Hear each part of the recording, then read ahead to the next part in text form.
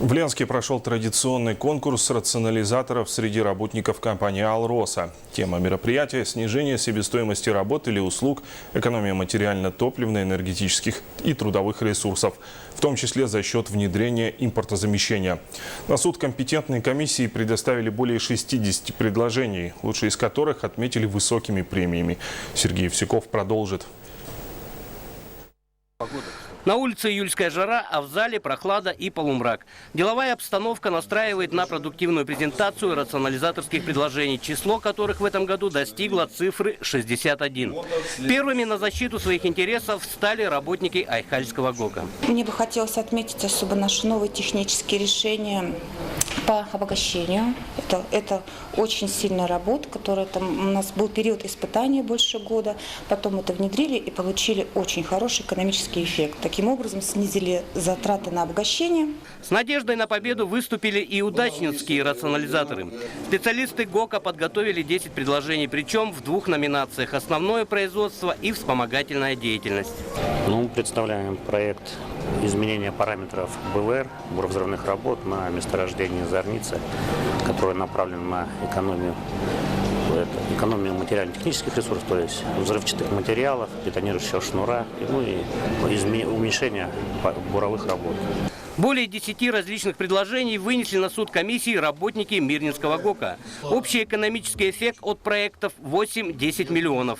Но главное даже не эффект, говорят рационализаторы, а возможность анализа трудовой деятельности и влияния на процесс. У нас 6, как говорится, докладов по основной деятельности, по добыче алмазов, по обработке, и 6 по вспомогательным, то есть это ремонты. Есть у нас раз предложения без экономического эффекта, но они настолько эффективны, но они как бы цель даже не то, чтобы получить экономический эффект, а цель для того, чтобы человек думать, что-то предлагал. Представили свои работы рационализаторы из Нюрбы. Экономический эффект их проектов выражался также в шестизначных цифрах. На этот конкурс мы привезли 4 предложения, 2 из них по основному производству, 2 по вспомогательным процессам производственным. Все предложения направлены на снижение затрат и улучшение условий труда.